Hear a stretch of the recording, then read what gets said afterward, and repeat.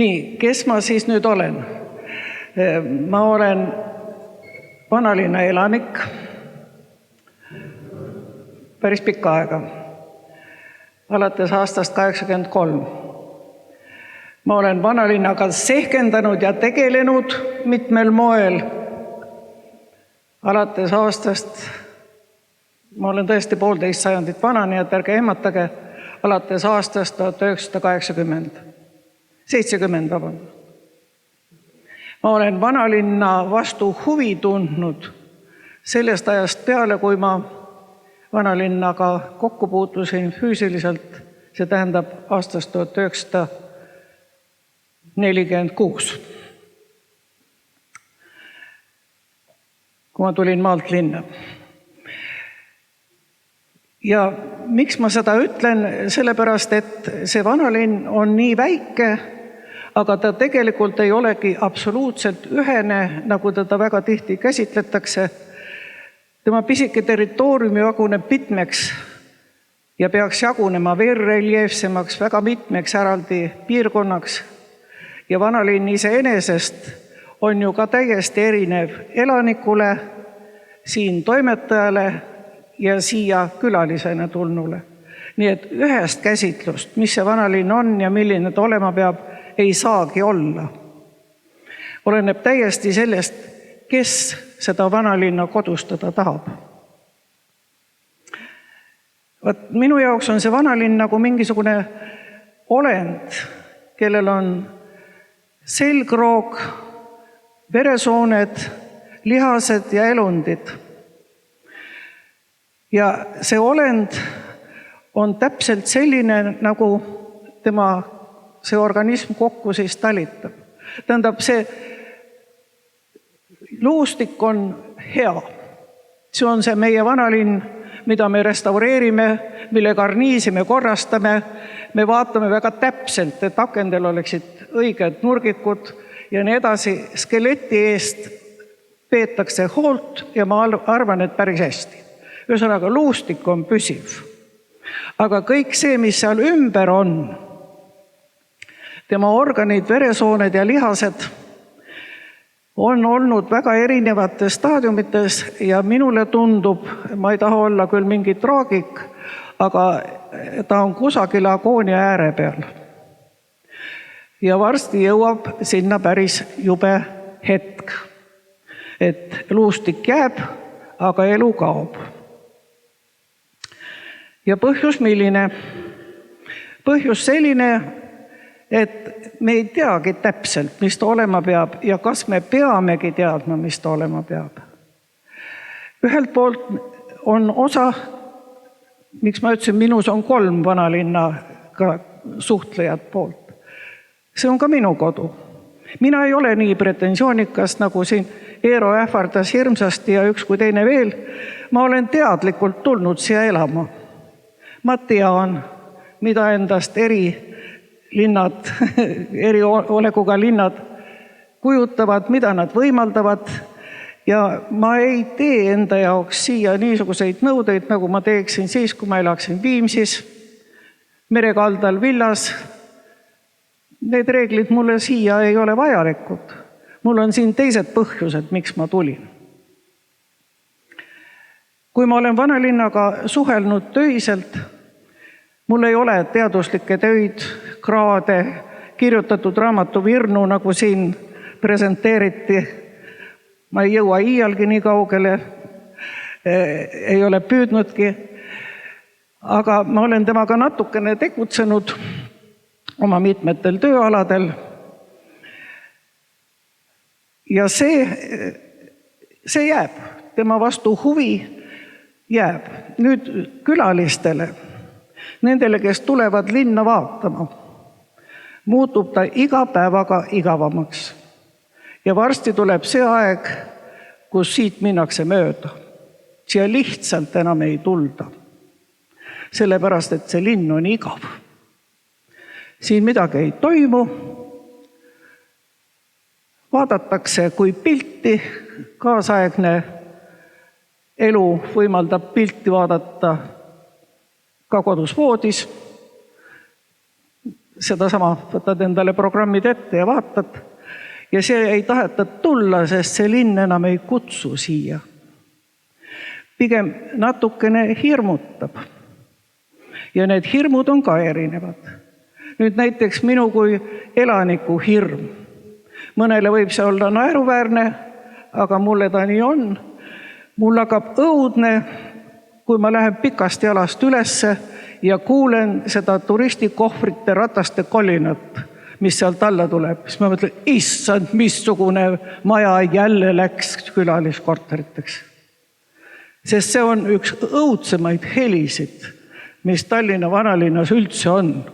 Ja kui võtta hääled, lõhnad ja vaated, siis esimene, mis mind traumeerib, on just see turismikohvrite rataste kolin. Need on need, kes ei tule siia linna mitte selleks, et siin midagi tõesti vaadata väga tõsiselt ja olla. Need on need karjaviisi läbijooksjad, see on kohutav.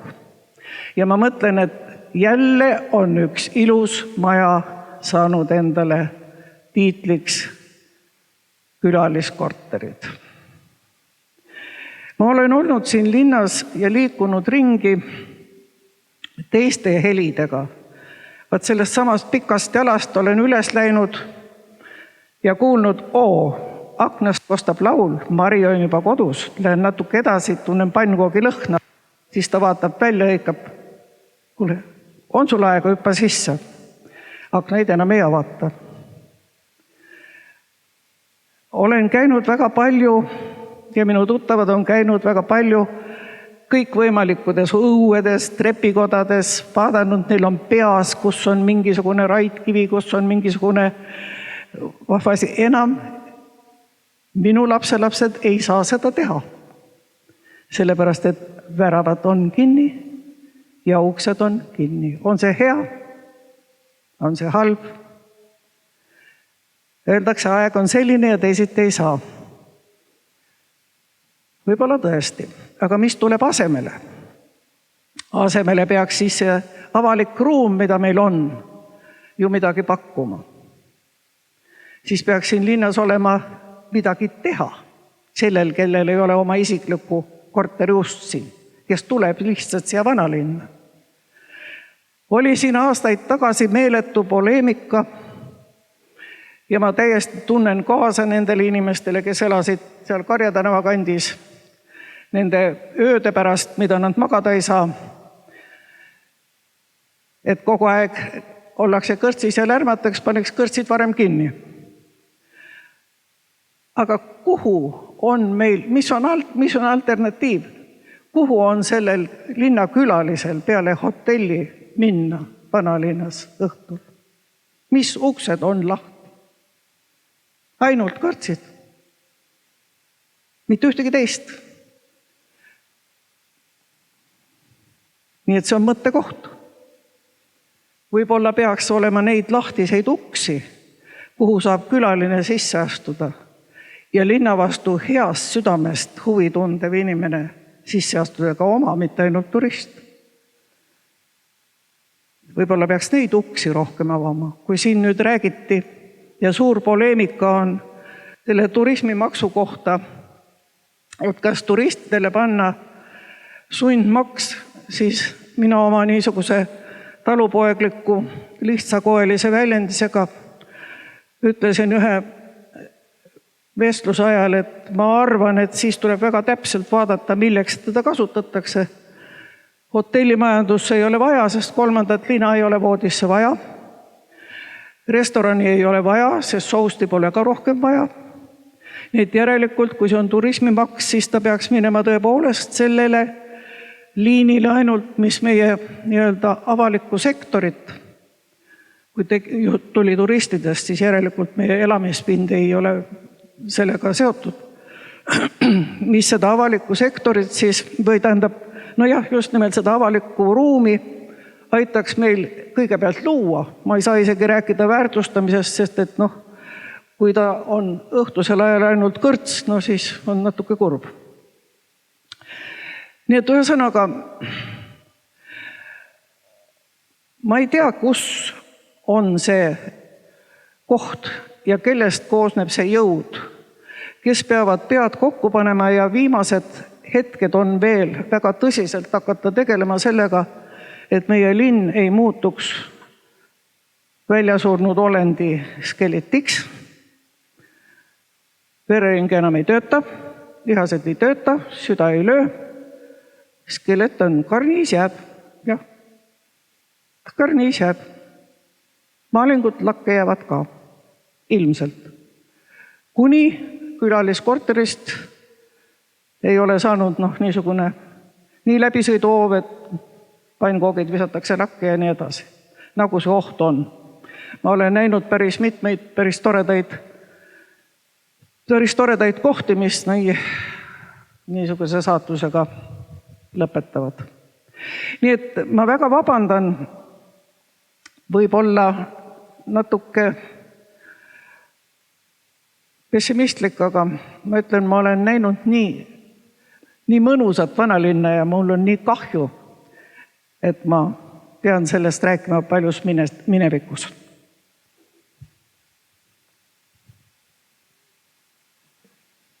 Suur aitäh, Tiina!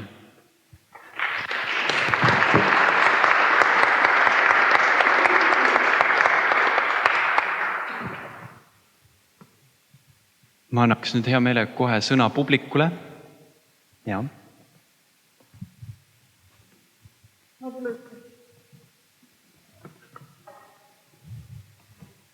Aitäh! Minu nimi on Liina.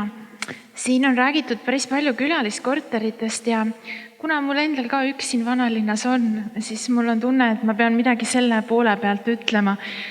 Mõnevõrra kaitseks, mõnevõrra selgituseks, et see ei ole ka nii päris mustvalge ja seda annab teha ka nii ja naa. Meie abikaasaga ostsime korteri, ütlen otse pensionisambaks. Ise me elame Kadriorus ja ma ise ei elaks selle pärast vanalinnas just nimelt selles majas, kus meil see on, et sinna on väga ebamugav pääseda. Oma 2 lapsega logistika, see ei oleks minu jaoks atraktiivne, aga pensionärina, miks mitte, ma täiesti kaaluksin seda. Aga meie majas on see hea asi, et meil on väga suur maja, meil on vanalinna kõige suurem maja, ma pakun, kes teab, see teab. Ja seal on saavutatud selline kihvt tasakaal, et seal on all on poed, siis 2. ja 3. korrusel on mõningad külaliskorterid, aga 4., 5., 6. korrusel on kõik inimesed, kes ei oma seda külaliskorterina. Seal on kohalikke peresid, seal on lapsi, meil on koridor täis lapsevankreid, jalgrattaid, aga meil on seal ka välisinvestoreid. Meil on seal ka üks väga kuulus ühest naaberriigist pärit inimene, kes omab kinnisvara siin ja seal. Ja see on nii ja naa. Näiteks meil käib külaliskorteris hästi palju inimesi, hästi paljudest erinevatest riikidest, osad on seal 2 päeva, osad on 6 aega. Aga meil on seal pidevalt liikumine, aga samas näiteks ütleme need, kes on ostnud need suured korterid seal üleval korrustel, mis maksavad 400 000 eurot investeeringuks, saab linnukese kirja, et see ei ole külaliskorter, aga kui tihti nad seal on, need korterid tegelikult seisavad tühjana. Ja selles mõttes ma saan aru, tulevad need minu külalised mööda pikka tänavat, jalakäija alas, täristavad oma nende ratastega, see on kindlasti häiriv. Aga samas nad toovad elu, nad käivad kohvikus, nad käivad poes, nad ei jookse siit tegelikult kiiruga läbi. Ja seal on igasuguseid inimesi, seal on Uus-Meremaalt, seal on üle kogu maailma. Osad tulevad siia juurde, osad on väliseestlased, osad teevad teadustööd, teised on puhtad turistid. Ja samuti külaliskorteritega seoses tuleb arvestada seda aspekti, et kui nad kuuluvad kohalikele, näiteks nagu mina, siis see raha jääb suures osas Eestisse. Samas lugesime just uudistest, kuidas Radisson Blu kett müüdi ühtede hiinlaste käest teiste hiinlaste kätte. Ja kui tuleb Hiina turist Eestisse, ööbib Radisson Blus, siis tegelikult ta toob oma raha Hiinast siia tagasi Hiinasse. Et minu mõte on see, et kui midagi saab liiga palju, nagu mõnes majas saab Airbnb kortereid liiga palju, siis see on kahtlemata halb. Ja ma ise näiteks turistina ei tahaks sellisesse majja minna. Ma ise näiteks lähen nüüd järgmisena Gruusiasse. Olen seal ka Airbnb korteris Tbilisis, sellises majas, kus omanik elab all, mina elan tema peal. Ta mingi osa seal välja üürinud. Samuti ma näiteks ööbisin Portugalis. Hästi palju võib selliseid näiteid tuua. Et see on selline nagu mõnus, kus sa lähed turistina, sa sulandud sinna kohalikku keskkonda ja neid teisi Airbnb korterid ei ole liiga palju. Aga küsimus ongi minu meelest selles, et kuidas säilitada see tasakaal, kui on eraomand ja sa ei saa kellelegi ette tegelikult kirjutada, mida ta sellega teeb. Et meie majas paneb see hind asja paika. Need ülemised korterid on lihtsalt nii kallid, et neid ei ole mõtet turistidele välja üürida ja seal elavad inimesed ise või investeerivad, aga all on jällegi nii väikesed, et seal perega ka elaks, nagu näiteks meie korteris. Et see on selline, see on keeruline küsimus, aga lihtsalt minu poolt nagu natuke vaade siis jõe teiselt kaldalt, ütleme nii.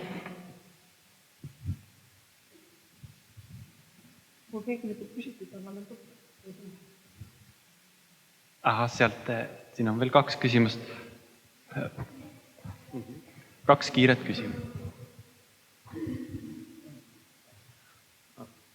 Ma küsin kohe ära, et see võib-olla seostub just siin elamisega, et mina elan seal serva peal, kus ma saan ilusti autoga hoovi sõita ja kõik oma lapsed ja koekotid ka veel tassida tuppa ilma suurema vaevata, et kuidas te suhtute sellesse Peatänava siin operatsiooni, mis siis võtab mult selle võimaluse mõnevõrra keeruliseks ja pean siis paar kilomeetrit jala käima rohkem. Tähendab, kas ma tohiks paluda, ärme räägi Peatänava teemal, seepärast, et ma ei taha pahasti rääkida. Siis oleb ühel meelel vähemalt väga hea. Ma küsiks ühe küsimuse, et mis paneks teid vanalinnast ära kolima? Mida? Mis paneks teid vanalinnast ära kolima? Ma ei oskagi öelda. Tähendab, praegu on jutt mitte praktilisest, vaid mõttelisest poolest. Ma vist ei läheks ära. Ma saan ja oskan olla siin nii, ma mõtlen elanikuna, kui me räägime elaniku positsioonist. Ja vanalinn võimaldab siin elada nii, et sa sulgud enesesse ja sind ei häiri absoluutselt see, mis on ümberringi, kui sa ei ole väga olmeliselt nõudlik. Mina ei ole olmeliselt nõudlik, mina saaksin välja kannatada need asjad. Aga kas ma tahan, see on teine asi. Tähendab, ma räägin sellest, mis mulle vanalinnas ei meeldi ja vastasin väga isiklikult. Ühesõnaga, ma suudaksin välja kannatada. Sellepärast, et ma lihtsalt ma kuulun sellesse põlvkonda, kellel on natuke teised mõisted. Tähendab, praegu vabalt kuulutatakse lehtedes, et osta endale kodu. Minu meelest saab osta elamispinda, aga kodu ei saa. Minu jaoks on kodu midagi muud. Kodu on minu jaoks mõiste. Nii nagu kirjutatakse lehtedes ja räägitakse, et me teeme tast nii nagu siin sellest jalgpallimehest taheti kangesti eestlast teha. Ei saa teha grusiinlasest eestlast. Saab eestimaalast teha, aga mitte eestlast. Nii et mul on mõisted natuke teised. Nii, kas kellelgi oli veel küsimus? Jaa, tervist. Minu nimi on Mikk ja ma tulen Raplamaalt. Ja ma ei tea, kas ma saan praegu pakkuda lahendust selle turistide probleemile, ma saan aru, aga mulle meenus üks äpp Guest to Guest, võib-olla olete kuulnud, mis seisneb selles, et inimene, kes elab oma korteris, saab seda välja anda külalistele välismaalt ja hiljem nende punktide eest, mis ta teenib, minna siis kuhugi selle süsteemi kaudu reisima. Kas see vähendab turiste või ei, ma ei oska öelda, aga võib-olla on üks variant tehnoloogiline. Ja siis teine mõte, mis tekkis, on see, et meie Raplamaal püüame just inimesi juurde tuua. Ja tegeleme sellise asjaga nagu tähendusloomega. Et me oleme jõudnud sinna, et võib-olla ajalugu ei huvita enam külalisi, et on vaja midagi uut mõelda, aga täna ma kuulen siin, et just ajalugu huvitab turiste, et nad tulevad siia murdu kokku, et saatke nad Raplamaale.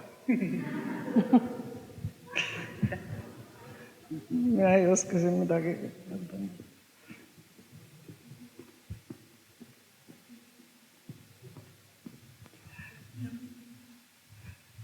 sel juhul suur aitäh kommentaaride eest ja suur aitäh Tiinale. okei. Ja.